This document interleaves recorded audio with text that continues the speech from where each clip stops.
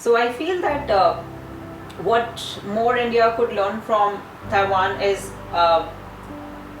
just to, how to be consistent with its fight against China.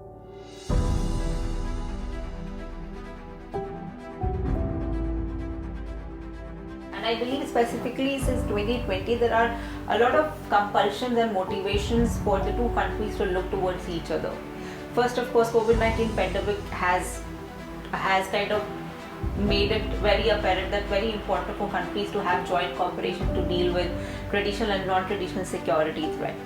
And with China's aggression, and if you look at it, China started its aggression and escalated tensions only with India and Taiwan.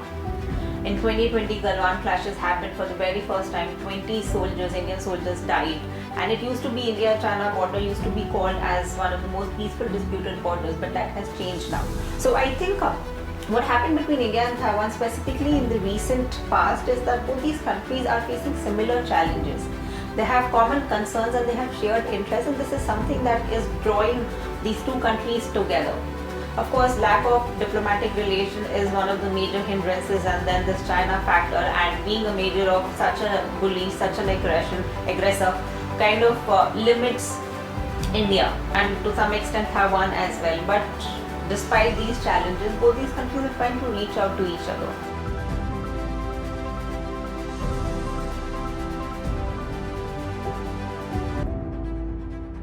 What has happened and what India should more focus on is on economic ties. If you look at India's representative office efforts, you would see they're organizing a lot of events to attract Taiwanese investment to India and to have more and to highlight complementarity between Taiwan and India economic sectors.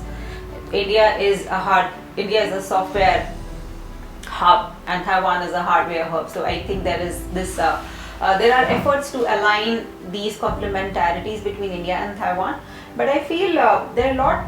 But India is trying to quote Taiwanese semiconductor companies, and recently we heard that Foxconn is collaborating with India's Vedanta, and India is going to have its first chip plant in India. So I think that's a huge development, and this tells us that it's a new chapter, it's a new era in India-Taiwan relationship. But I think apart from Foxconn, perhaps TSMC could also look at India, and I think that could be a game changer for an India-Taiwan relationship. I believe that economic relations are the mainstay of the relationship, and if the stakes need to be raised, it has to be through economic relationship. And apart from that, as I've already mentioned, that parliamentary visits need to be there. There needs to be more interaction between parliamentarians as well as scholars from both the sides. I believe that more think tank exchanges need to be there. The relationship needs to be more institutionalized, and it could only happen through both the political as well as semi-political moves, developments. And I believe the think tanks and think tank like ours, scholars play an important role in that.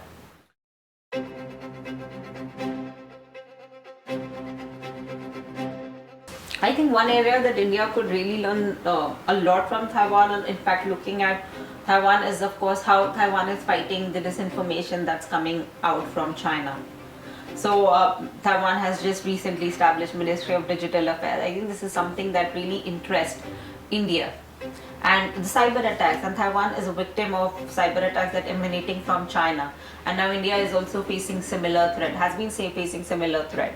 And now India banned a lot of Chinese apps, TikTok and a lot of other apps. And so yeah, I think, and also the level of threat is very different for India and Taiwan. For Taiwan, it's about survival. For India, of course, the biggest threat comes from China, and there is this realization as well, but still not as big as Taiwan. So I feel that what more India could learn from Taiwan is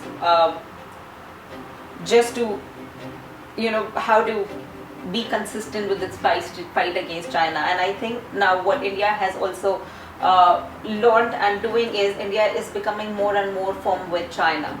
Earlier, they used to be more focused on cooperation, but now this firm position that India and firm stand that India has taken, and I think this is something that both these countries, they individually are trying to learn and put up a fight against an aggressor and a bully.